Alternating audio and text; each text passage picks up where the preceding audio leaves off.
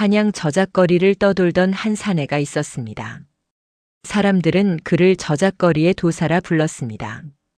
그가 누군가의 얼굴을 한 번만 바라보면 그 사람의 병도, 운명도, 심지어 숨겨진 죄까지 모두 꿰뚫어 본다는 소문이 자자했습니다.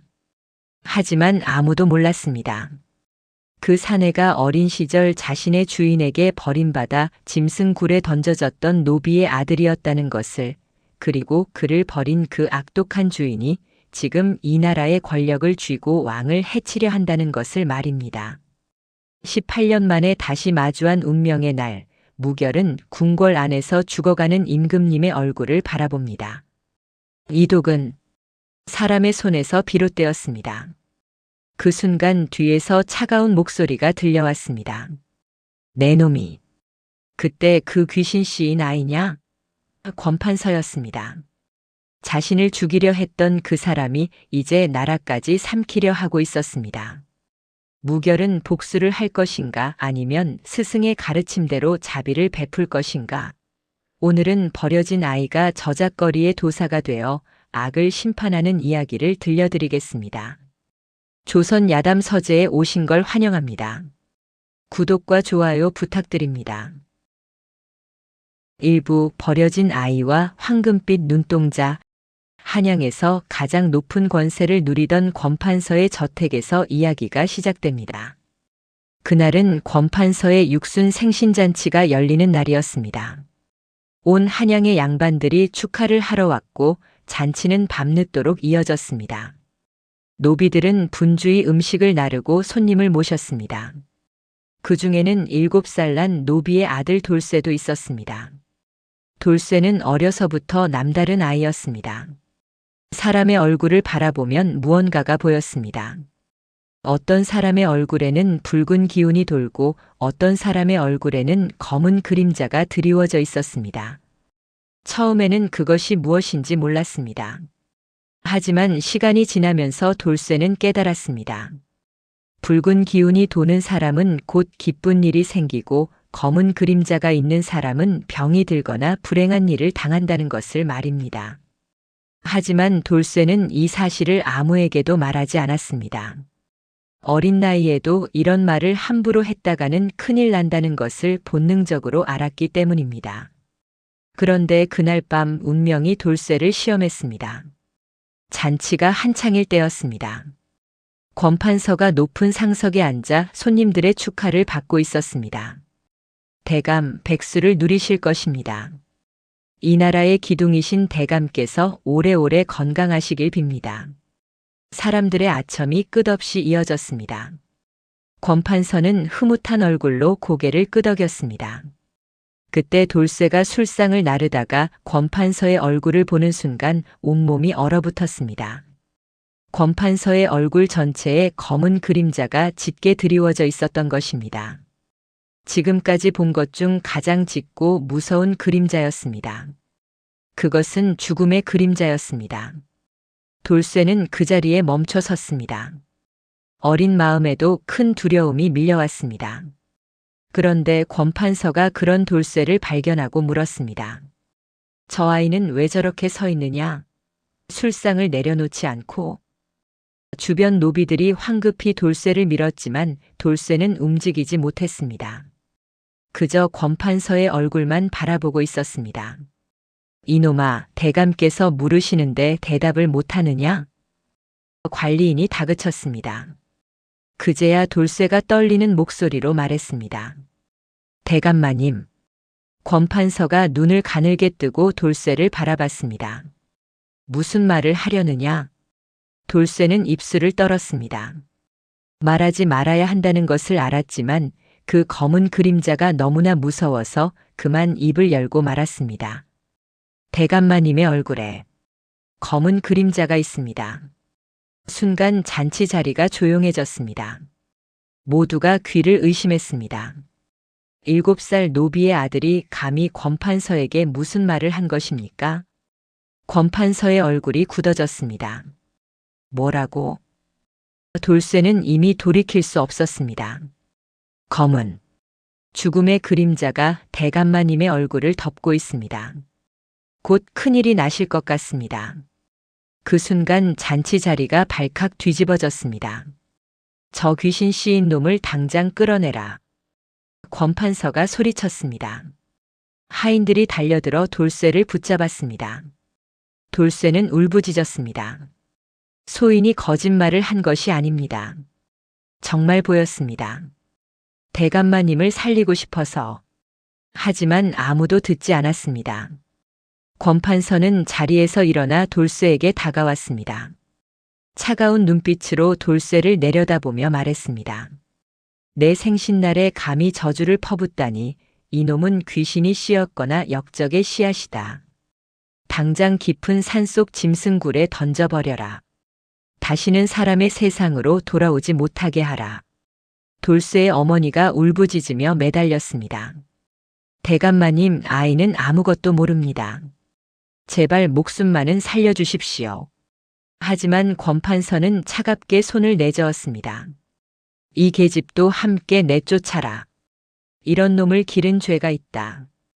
그날 밤 돌쇠는 어머니와 함께 저택에서 쫓겨났습니다. 그리고 하인들에게 끌려가 깊은 산속 짐승굴에 던져졌습니다.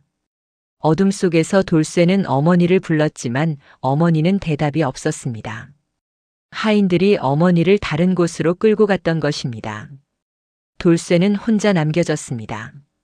굴 속은 칠흑같이 어두웠습니다.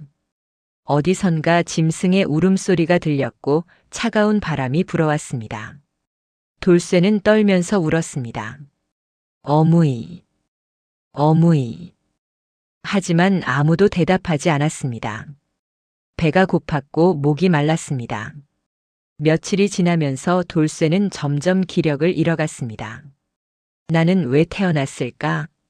왜 이런 눈을 가지고 태어났을까? 돌쇠는 자신의 운명을 저주했습니다. 사람의 얼굴을 보면 무언가를 알 수 있는 이 능력이 오히려 독이 되어 자신을 죽이고 있었습니다. 며칠째 아무것도 먹지 못한 돌쇠는 결국 정신을 잃고 쓰러졌습니다. 그때였습니다. 희미한 의식 속에서 누군가의 목소리가 들렸습니다. 이런, 여기 아이가 쓰러져 있구나.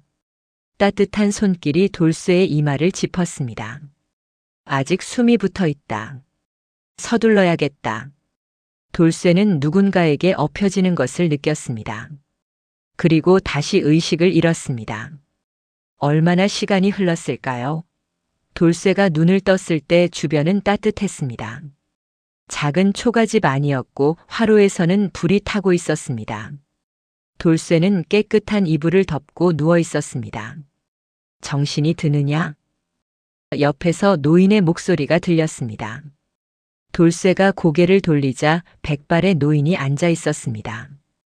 인자한 얼굴이었습니다. 돌쇠는 노인의 얼굴을 보는 순간 놀랐습니다. 노인의 얼굴에는 은은한 금빛 기운이 흐르고 있었습니다. 지금까지 한 번도 본 적 없는 빛이었습니다. 할아버지, 여기가 어디입니까? 돌쇠가 물었습니다. 노인은 따뜻하게 웃으며 대답했습니다. 여긴 깊은 산속 내 암자란다. 약초를 캐러 갔다가 내가 굴 속에 쓰러져 있는 걸 발견했지. 거의 죽을 뻔했구나. 돌쇠는 눈물이 났습니다. 저는 버림받았습니다. 귀신 씌었다고. 주인 어른께 버림받았습니다. 노인은 돌쇠의 머리를 쓰다듬었습니다. 귀신이 씌었다니 무슨 일이 있었느냐? 돌쇠는 자신에게 일어난 일을 모두 이야기했습니다.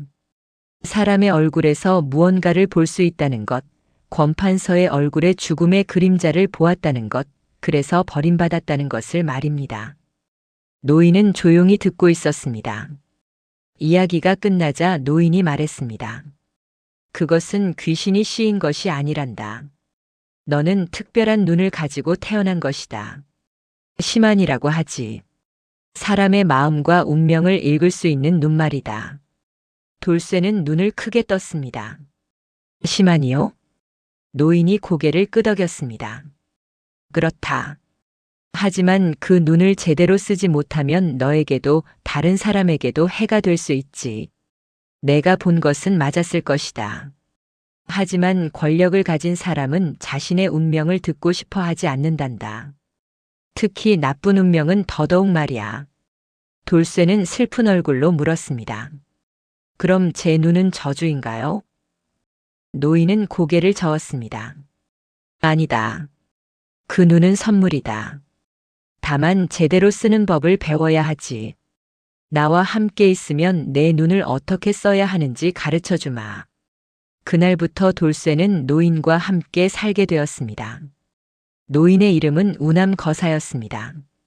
한때 궁궐의 어이였다가 권력 다툼의 염증을 느끼고 산속으로 들어와 은거하는 사람이었습니다. 우남거사는 돌쇠에게 새 이름을 지어주었습니다. 이제부터 너는 무결이라 하거라. 흠없는 삶을 살라는 뜻이다. 무결이라는 새 이름을 얻은 돌쇠는 스승 우남거사 밑에서 15년을 배웠습니다. 의술을 배웠고 약초를 구별하는 법을 배웠으며 사람의 얼굴에서 병을 읽어내는 법을 배웠습니다. 그리고 무엇보다 중요한 것을 배웠습니다. 복수보다는 자비가 미움보다는 사랑이 더 강하다는 것을 말입니다. 어느 날 스승이 말했습니다. 무결아, 이제 내가 세상으로 나갈 때가 되었구나. 내 시만을 세상 사람들을 위해 쓰거라. 하지만 명심해라. 내 눈은 복수를 위한 것이 아니라 사람을 살리기 위한 것이다. 무결은 스승에게 깊이 절을 올렸습니다. 스승님, 은혜를 잊지 않겠습니다. 그렇게 22살이 된 무결은 한양으로 향했습니다. 자신을 버렸던 그곳으로 다시 돌아가는 것이었습니다. 하지만 이제 무결의 마음속에는 복수가 아니라 사람을 살리겠다는 다짐이 있었습니다. 한양에 도착한 무결은 저작거리에 자리를 잡았습니다. 그리고 지나가는 사람들의 병을 고쳐주기 시작했습니다. 처음에는 아무도 믿지 않았습니다. 저 젊은 것이 무엇을 안다고?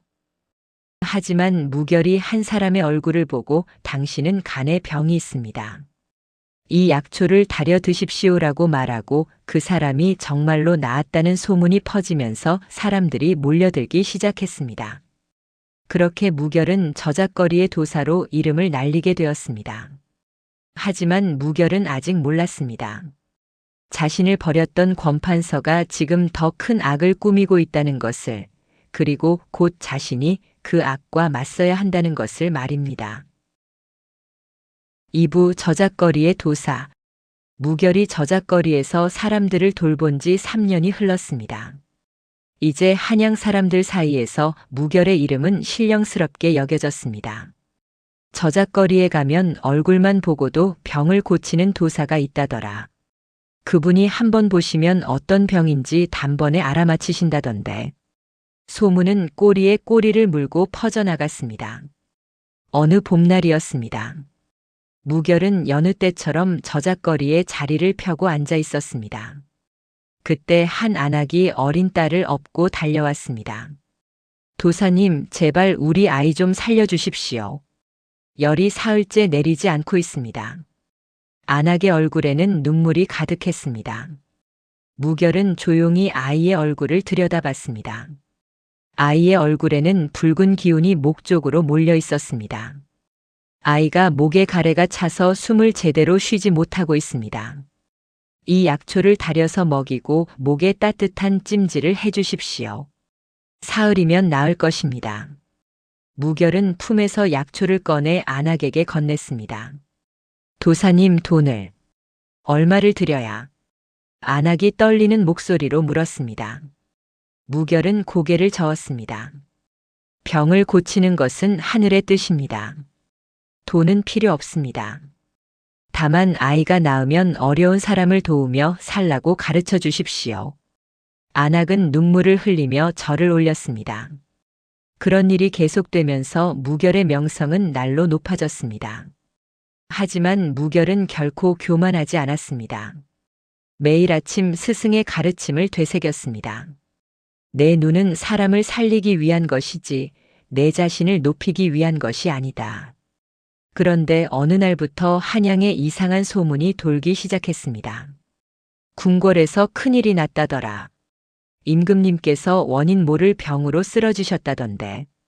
사람들은 수군거렸습니다. 처음에는 작은 소문이었지만 점점 커져갔습니다. 며칠 후 궁궐에서 방이 붙었습니다. 전국의 명의들은 궁궐로 들어와 임금님의 병을 살피라. 병을 고치는 자에게는 큰 상을 내릴 것이다. 하지만 이상한 것은 궁으로 들어간 의원들이 모두 고개를 저었다는 것입니다. 원인을 알 수가 없습니다. 어떤 병인지 도무지 모르겠습니다. 무결은 그 소문을 들으며 불안함을 느꼈습니다. 원인 모를 병이라니. 게다가 한양의 모든 명의들이 손을 든 병이라니. 무결은 저작거리에서 임금님의 병세에 대해 이야기하는 사람들을 유심히 지켜봤습니다. 임금님께서는 갑자기 쓰러지셨다던데 전날까지만 해도 건강하셨다고 하더군. 어떤 이는 귀신이 붙었다고도 하고 어떤 이는 독이라고도 하던데. 하지만 의원들이 모두 원인을 모른다면 어찌 된 일인가? 무결의 마음속에 스승의 말씀이 떠올랐습니다. 세상에는 사람의 손으로 만든 병도 있단다. 권력을 탐하는 자들이 독을 쓰는 경우가 있지. 그런 독은 보통 의원들이 알아채기 어렵게 만들어진 것이란다. 혹시 이것이 그런 경우는 아닐까? 무결은 생각했습니다. 하지만 자신이 감히 궁궐에 들어갈 수는 없는 일이었습니다. 신분도 없고 벼슬도 없는 저작거리의 의원일 뿐이었으니까요. 그런데 그날 밤 놀라운 일이 벌어졌습니다. 궁궐에서 내관 하나가 무결을 찾아온 것입니다. 도사님이시라 불리는 분이 이곳에 계십니까? 무결은 고개를 끄덕였습니다. 제가 그렇게 불리는 사람입니다. 내관은 조심스럽게 주변을 살피고는 낮은 목소리로 말했습니다. 사실은 대비마마께서 도사님을 찾으라 하셨습니다. 전국의 명의들이 모두 손을 들었는데 저작거리에 신령스러운 의원이 있다는 소문을 들으셨다고 합니다. 무결은 잠시 망설였습니다. 궁궐에 들어간다는 것은 큰 위험이 될 수도 있었습니다. 하지만 스승의 가르침이 떠올랐습니다. 내 눈은 사람을 살리기 위한 것이다. 그 사람이 누구든 임금이든 상민이든 마찬가지다. 무결은 고개를 끄덕였습니다. 알겠습니다. 안내해 주십시오. 그날 밤 무결은 내관을 따라 궁궐로 향했습니다. 달빛이 밝았고 궁궐의 담장은 높았습니다. 무결의 가슴이 두근거렸습니다. 15년 만에 다시 권력의 중심으로 돌아오는 것이었습니다. 데비전에 도착하자 데비마마가 근심 어린 얼굴로 기다리고 계셨습니다. 그대가 저작거리의 도사라 불리는 이인가? 그렇습니다, 마마. 무결은 깊이 절을 올렸습니다. 데비마마는 한숨을 쉬었습니다. 임금이 사경을 헤매고 있어. 전국의 명의들이 와서 봤지만 아무도 원인을 모르겠다고 하니 이를 어찌하면 좋겠소? 무결은 조용히 대답했습니다. 마마, 소인이 임금님의 얼굴을 한번 보게 해주십시오. 그러면 무엇이 문제인지 알 수 있을 것입니다. 데비마마는 무결을 임금의 침전으로 안내했습니다. 침전 안은 양 냄새로 가득했고 임금은 창백한 얼굴로 누워 계셨습니다. 무결은 조심스럽게 임금의 얼굴을 들여다봤습니다. 그 순간 무결의 눈이 커졌습니다. 임금의 얼굴에서 보이는 것은 병의 기운이 아니었습니다. 검푸른 독의 기운이었습니다. 그것도 천천히, 아주 천천히 사람을 죽이는 독이었습니다. 무결은 깨달았습니다. 이것은 사람의 손으로 만든 병이다. 누군가가 임금님을 해치려 하고 있다. 무결은 데비마마께 조심스럽게 말했습니다. 마마, 이것은 독입니다. 데비마마의 얼굴이 굳어졌습니다. 독이라니 누가 감히. 무결은 고개를 숙였습니다. 소인도 누가 그랬는지는 모릅니다. 하지만 이 독은 음식에 조금씩 섞여 들어간 것 같습니다. 그래서 의원들이 알아채지 못한 것입니다. 데비마마는 눈물을 흘렸습니다. 그렇다면 임금을 살릴 수 있겠소? 무결은 고개를 끄덕였습니다. 해독할 수 있는 약초가 있습니다.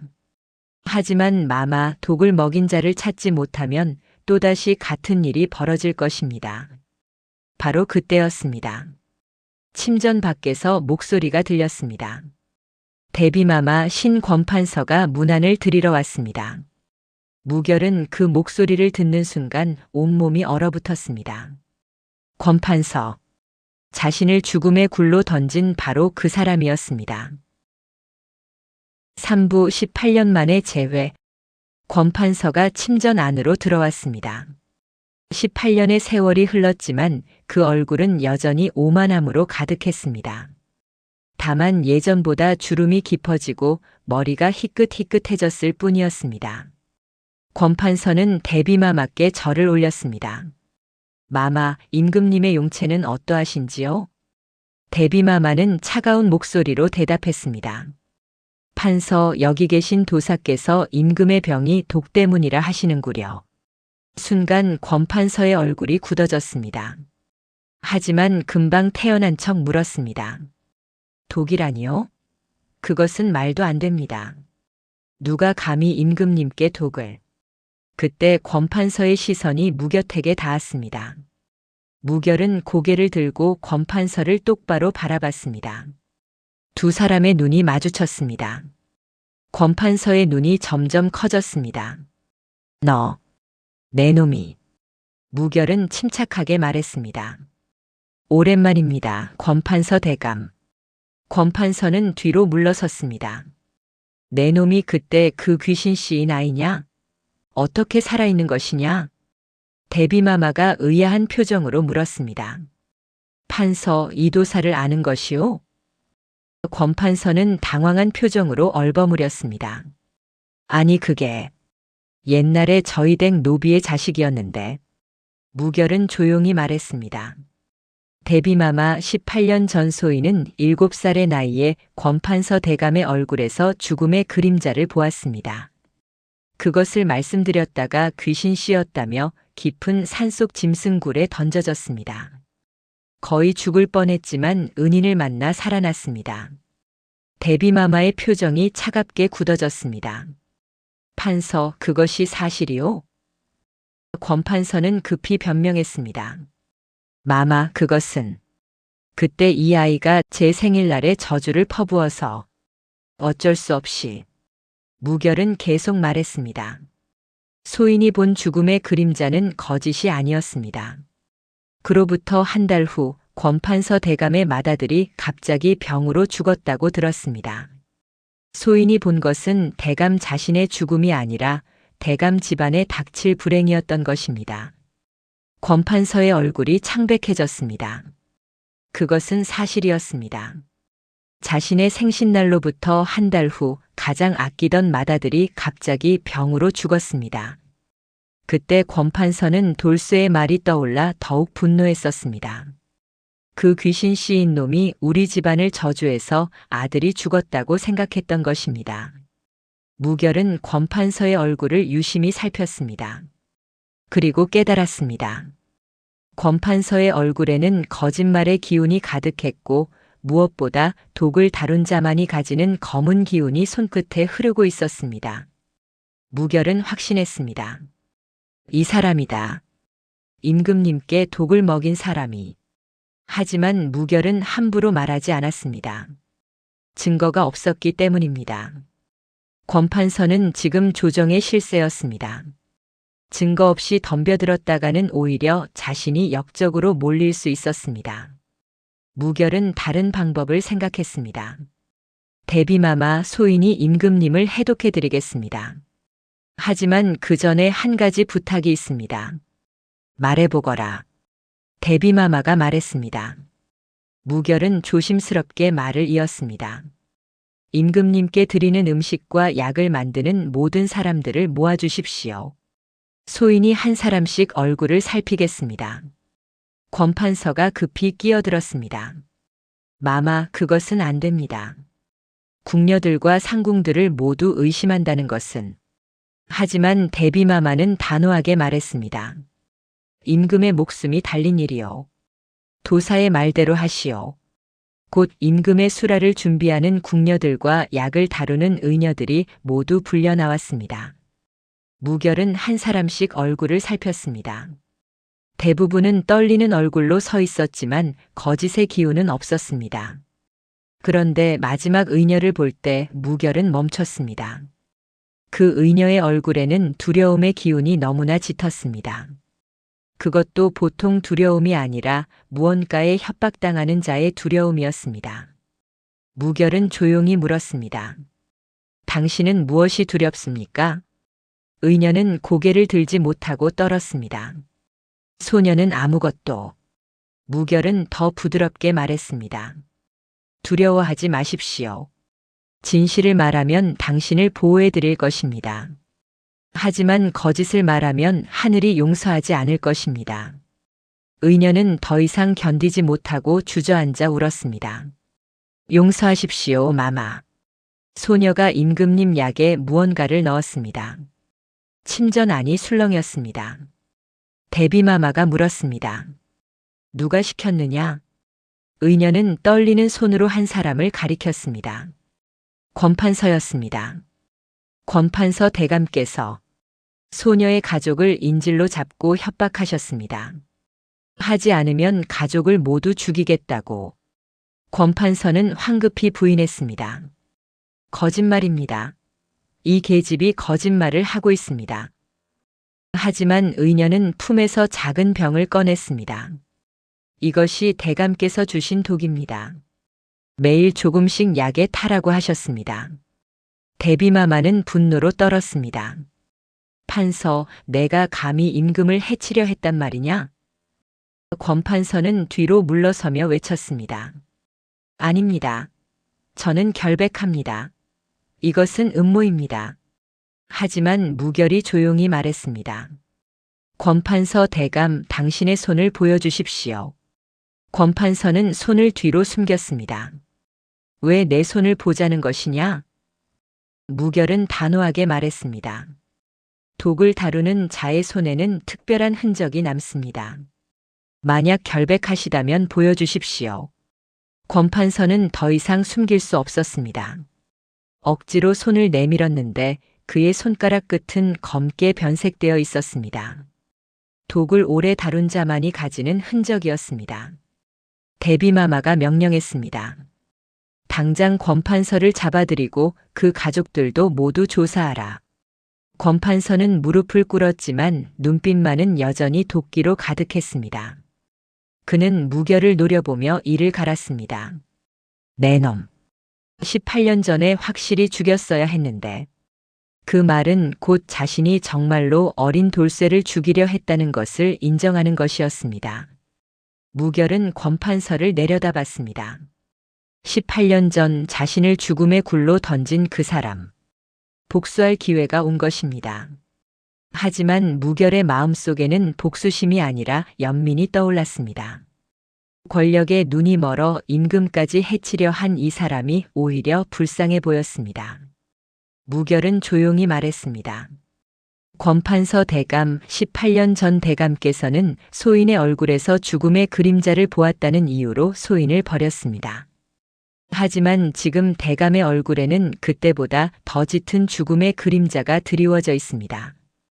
대감 스스로 만든 그림자입니다. 권판서는 고개를 떨구었습니다. 금군들이 달려들어 권판서를 끌고 나갔습니다.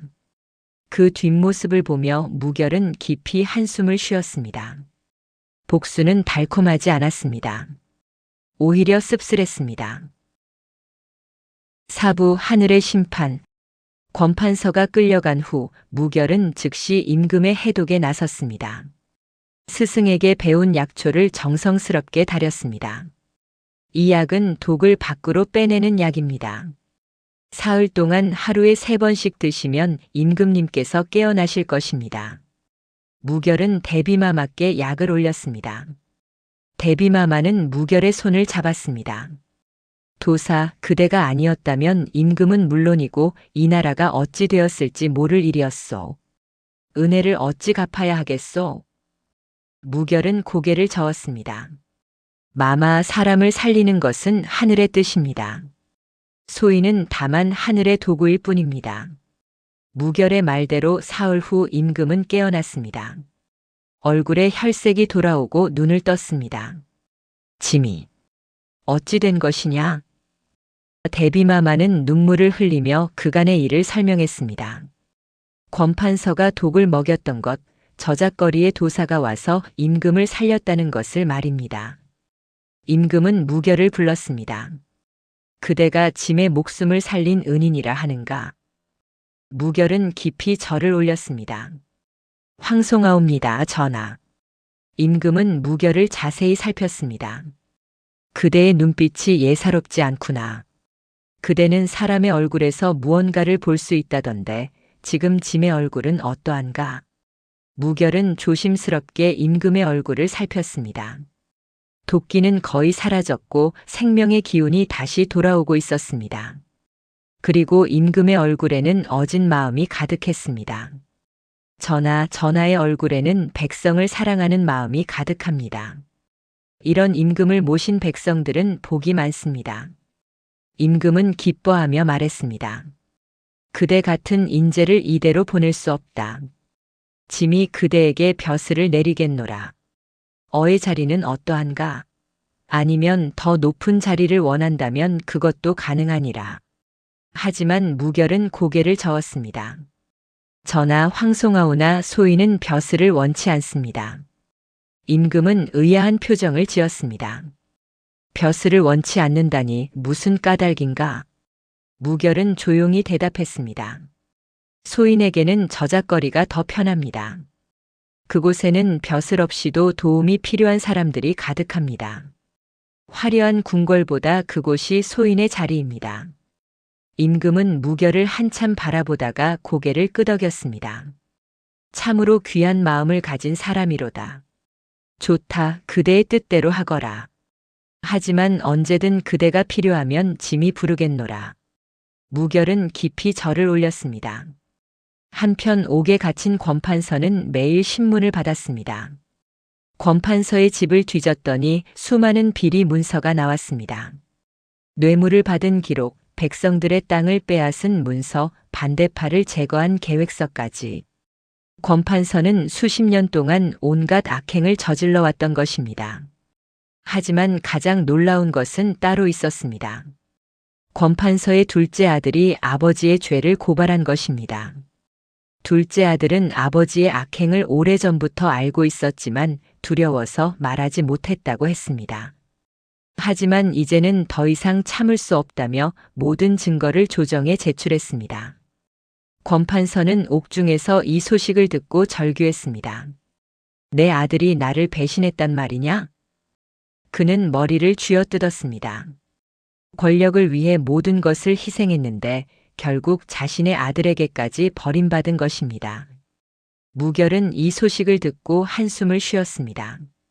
18년 전 권판서는 자신을 버렸습니다.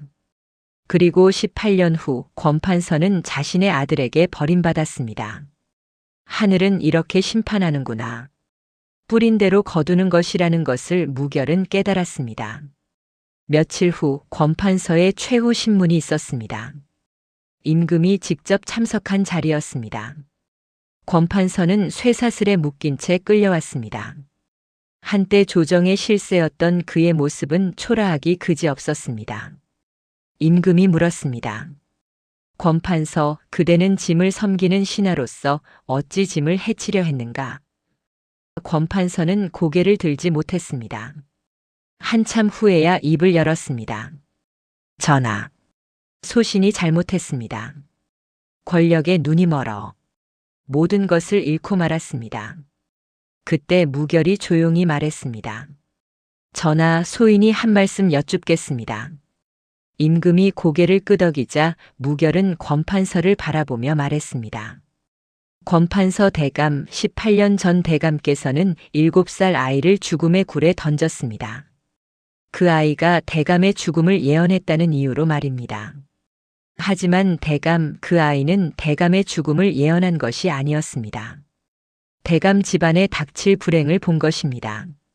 만약 그때 그 말을 귀담아 들었다면 대감의 맏아들을 살릴 수 있었을 것입니다. 하지만 대감은 듣지 않았고 아이를 죽이려 했으며 결국 아들을 잃었습니다. 권판서는 온몸을 떨었습니다. 그 말이 사실이었습니다. 자신이 돌쇠의 말을 귀담아 들었다면 아들을 살릴 수 있었을지도 모릅니다. 무결은 계속 말했습니다. 그리고 오늘 대감은 임금님을 해치려 했고 결국 자신의 아들에게까지 버림받았습니다. 이것이 하늘의 심판입니다. 권판서는 눈물을 흘렸습니다. 처음으로 진심으로 뉘우치는 눈물이었습니다. 내가 너무나 큰 죄를 지었구나. 하늘이 나를 용서하지 않는구나. 임금은 엄숙하게 판결을 내렸습니다. 권판서는 임금을 해치려 한 영모제와 수많은 비리로 사형에 처하노라. 그리고 그 가문은 멸족하되 고발한 둘째 아들만은 살려주어 조상의 제사를 잇게 하라. 권판서는 끌려나가면서 마지막으로 무결을 바라봤습니다. 내가 옳았다. 18년 전에도 오늘도 내가 옳았다. 그리고 그는 끌려갔습니다. 며칠 후 권판서는 사형이 집행되었습니다. 무결은 권판서의 죽음을 들으며 복잡한 마음이 들었습니다. 복수를 한 것도 아니고 용서를 한 것도 아니었습니다. 다만 하늘의 이치가 이루어진 것을 지켜본 것뿐이었습니다. 스승의 말씀이 떠올랐습니다. 복수는 내가 하는 것이 아니다. 하늘이 하는 것이다. 너는 다만 사람을 살리면 된다.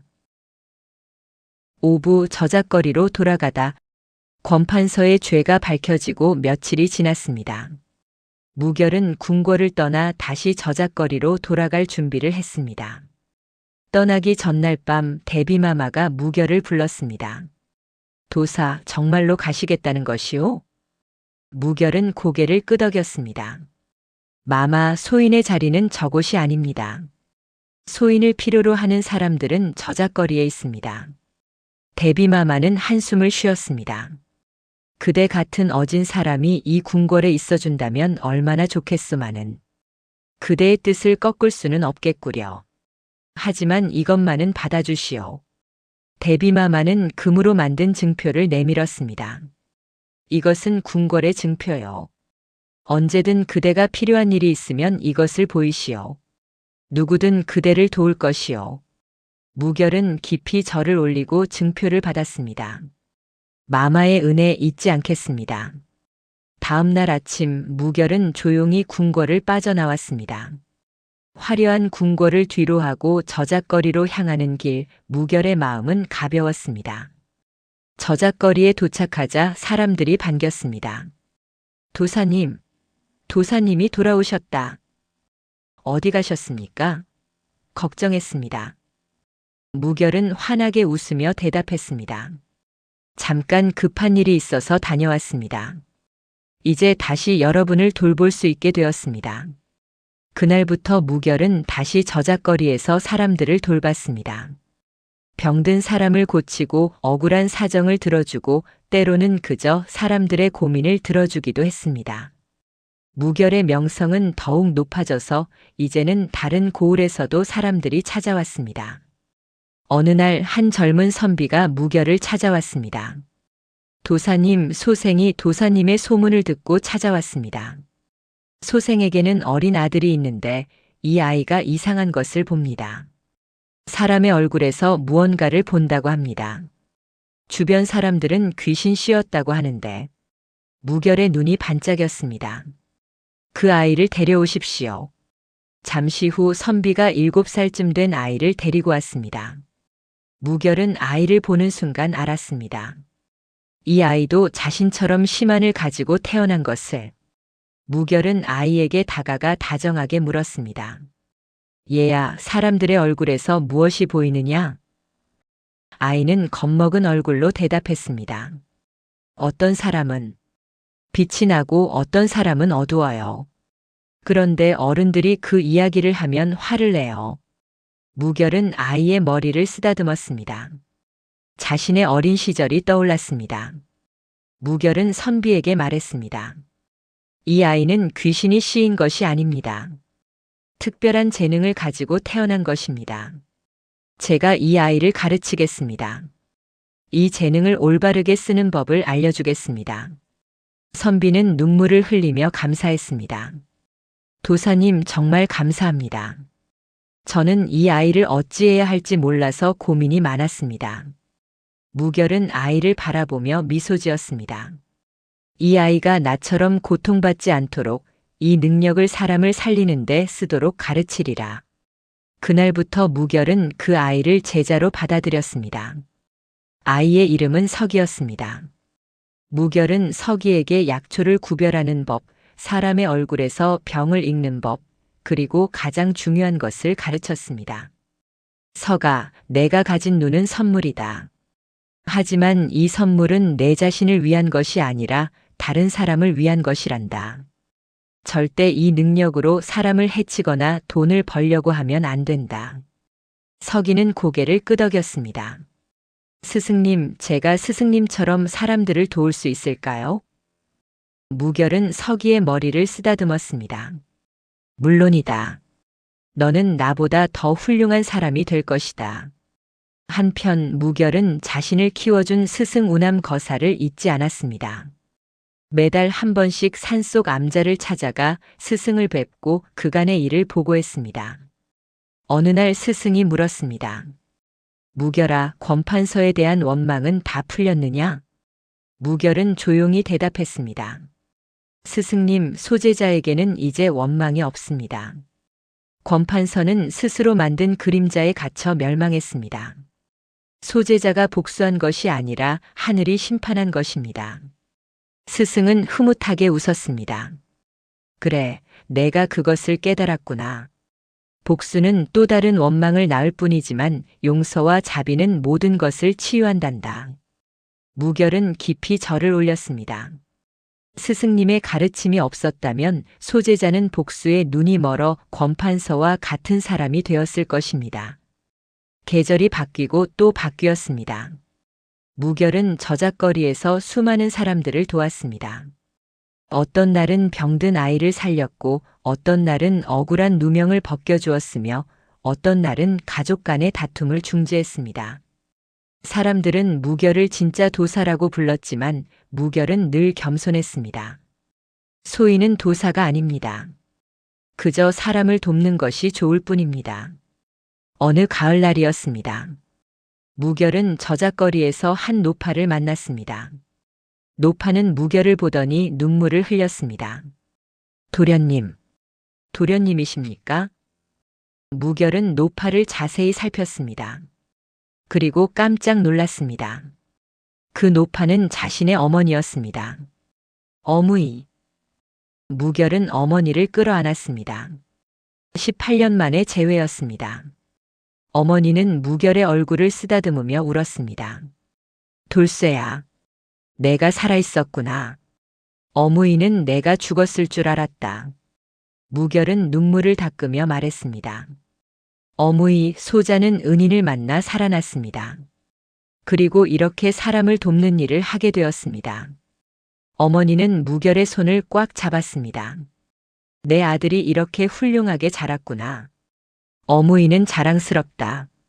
무결은 어머니를 자신의 집으로 모셨습니다. 그날부터 어머니는 무결과 함께 살며 손님들에게 차를 대접하고 약초를 정리하는 일을 도왔습니다. 어머니는 무결이 사람들을 돕는 모습을 보며 매일 행복해했습니다. 끝맺음, 진정한 도사의 길. 세월이 흘렀습니다. 무결은 이제 50줄에 접어들었습니다. 머리에는 흰머리가 보이기 시작했고 얼굴에는 주름이 늘었지만 눈빛만은 여전히 맑고 깊었습니다. 제자 석이는 이제 훌륭한 의원으로 성장했습니다. 석이도 무결처럼 사람들을 돌보며 저작거리에서 이름을 날렸습니다. 어느 봄날 무결과 석이는 함께 저작거리에 앉아 있었습니다. 무결은 석이에게 물었습니다. 석아, 내가 이 일을 시작한 지 벌써 20년이 되었구나. 후회한 적은 없느냐? 내 재능이라면 궁궐의 어이가 될 수도 있었고 큰 부자가 될 수도 있었을 텐데. 석이는 환하게 웃으며 대답했습니다. 스승님, 소제자는 단 한 번도 후회한 적이 없습니다. 스승님께서 가르쳐 주신 것처럼 사람을 돕는 일보다 더 가치 있는 일이 어디 있겠습니까? 무결은 흐뭇하게 고개를 끄덕였습니다. 그때 한 젊은이가 급히 달려왔습니다. 도사님들 큰일 났습니다. 서쪽 마을에 이상한 병이 돌고 있습니다. 마을 사람들이 하나둘 쓰러지고 있는데 아무도 원인을 모르겠다고 합니다. 무결과 서기는 즉시 일어났습니다. 어서 안내하시오. 두 사람은 서쪽 마을로 달려갔습니다. 마을에 도착하니 정말로 많은 사람들이 열병으로 쓰러져 있었습니다. 무결은 한 사람 한 사람의 얼굴을 살폈습니다. 그리고 깨달았습니다. 이것은 물에서 비롯된 병이다. 마을의 우물을 살펴봐야겠다. 우물을 확인해 보니 과연 물이 오염되어 있었습니다. 무결은 즉시 마을 사람들에게 이 물을 먹지 말라고 알렸고 깨끗한 샘을 찾아 새로운 우물을 팠습니다. 그리고 병든 사람들에게 해독약을 나눠주었습니다. 며칠 후 마을 사람들은 모두 회복되었습니다. 마을 사람들은 무결과 서기에게 감사를 표했습니다. 도사님들, 이 은혜를 어찌 갚아야 할까요? 무결은 늘 하던 대답을 했습니다. 우리를 위한 것은 필요 없습니다. 다만 어려운 이웃을 서로 돕고 살아가십시오. 그것이 우리에 대한 최고의 감사입니다. 마을을 떠나 돌아오는 길 서기가 물었습니다. 스승님께서는 지금까지 수많은 사람을 도우셨습니다. 하지만 단 한 번도 대가를 받지 않으셨지요. 가끔은 힘들지 않으신가요? 무결은 하늘을 올려다보며 대답했습니다. 서가, 내가 사람을 돕는 것은 그들을 위해서만이 아니란다. 나 자신을 위해서이기도 하지. 사람을 도울 때마다 내 마음이 깨끗해지고 평화로워진단다. 그것보다 더 큰 대가가 어디 있겠느냐? 두 사람은 저작거리로 돌아왔습니다. 무결의 집에는 어머니가 저녁상을 차려놓고 기다리고 있었습니다. 얘들아, 어서 와서 밥 먹거라. 오늘도 고생 많았구나. 세 사람은 함께 둘러앉아 저녁을 먹었습니다. 가난하지만 따뜻한 식사였습니다. 며칠 후 무결은 오랜만에 스승 우남 거사를 뵈러 산속으로 올라갔습니다. 하지만 암자에 도착했을 때 스승은 병상에 누워 계셨습니다. 스승은 이제 90줄에 가까운 고령이었습니다. 무결은 스승의 손을 잡았습니다. 스승님, 제가 왔습니다. 우남 거사는 가까스로 눈을 떴습니다. 오, 무결이 왔구나. 스승의 목소리는 가늘었지만 여전히 따뜻했습니다. 무결은 스승의 얼굴을 살폈습니다. 생명의 기운이 점점 약해지고 있었습니다. 스승의 때가 다가온 것입니다. 스승님. 무결의 눈에 눈물이 맺혔습니다. 스승은 무결의 손을 꽉 잡았습니다. 울지 마라, 무결아. 나는 행복한 삶을 살았다. 그리고 너 같은 훌륭한 제자를 두었으니 더 이상 바랄 것이 없구나. 스승님, 소제자가 스승님의 가르침을 잘 따랐습니까? 무결이 물었습니다. 스승은 미소 지었습니다. 그래, 너는 복수 대신 자비를 선택했고 권력 대신 백성을 선택했으며 부귀 대신 봉사를 선택했다. 너는 내가 가르친 것보다 더 많은 것을 깨달았구나. 무결아, 마지막으로 한 가지만 당부하마. 내가 가진 심화는 하늘이 준 선물이다. 이것을 끝까지 사람을 살리는 데 쓰거라. 그리고 너의 제자들에게도 이것을 가르쳐라. 권력이나 돈을 위해서가 아니라 오직 사람을 위해서 쓰라고 말이다. 명심하겠습니다, 스승님. 무결은 눈물을 흘리며 대답했습니다. 스승은 무결의 손을 꽉 쥐었습니다. 너는 진정한 도사가 되었다. 이제 나는 편히 눈을 감을 수 있겠구나. 그리고 스승은 조용히 눈을 감았습니다. 마지막 숨을 거두는 순간까지 평화로운 얼굴이었습니다.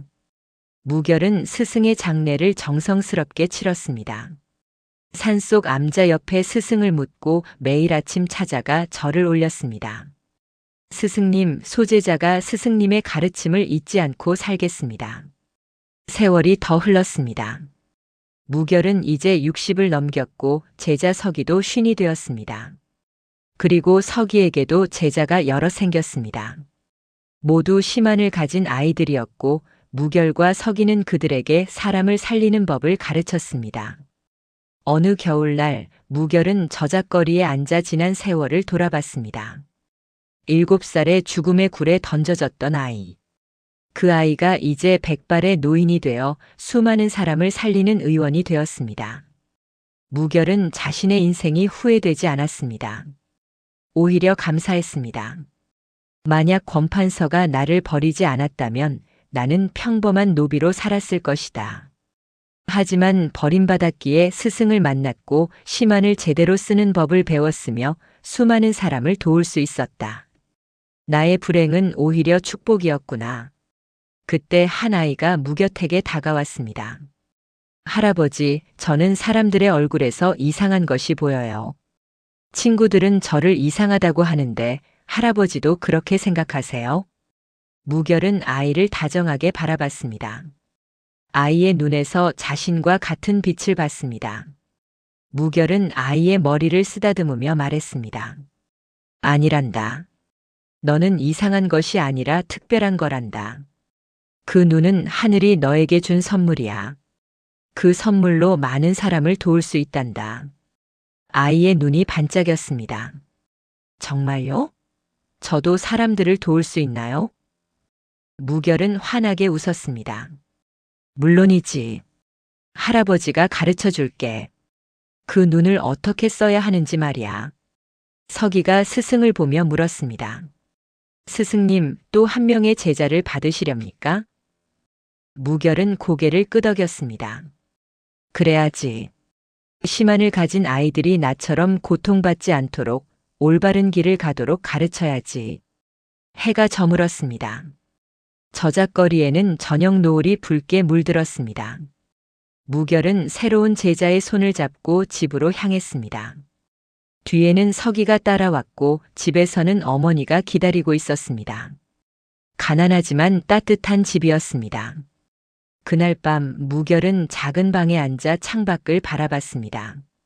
별이 총총히 빛나고 있었습니다. 무결은 하늘을 올려다보며 생각했습니다. 스승님, 보고 계신가요?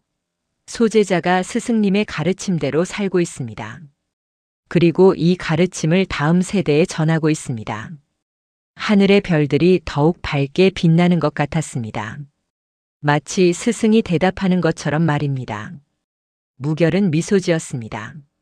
자신의 인생은 복수가 아니라 자비로, 미움이 아니라 사랑으로, 권력이 아니라 봉사로 채워졌습니다. 그것이 진정한 도사의 길이었습니다. 사람들은 오늘도 무결의 이야기를 전합니다. 버림받은 아이가 저작거리의 도사가 된 이야기, 복수 대신 자비를 선택한 이야기, 그리고 시만이라는 선물을 사람을 살리는 데 쓴 이야기를 말입니다. 그 이야기는 세대를 거쳐 전해지며 많은 이들에게 깨달음을 줍니다.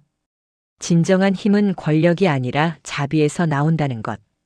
진정한 부는 돈이 아니라 베푸는 마음에서 나온다는 것. 그리고 진정한 복수는 미움이 아니라 용서에서 완성된다는 것을 말입니다.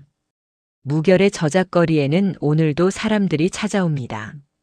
병든 사람, 억울한 사람, 고민이 있는 사람. 그들은 모두 무결의 따뜻한 눈빛에서 위로를 받고 그의 지혜로운 말에서 답을 얻으며 그의 자비로운 마음에서 희망을 찾습니다.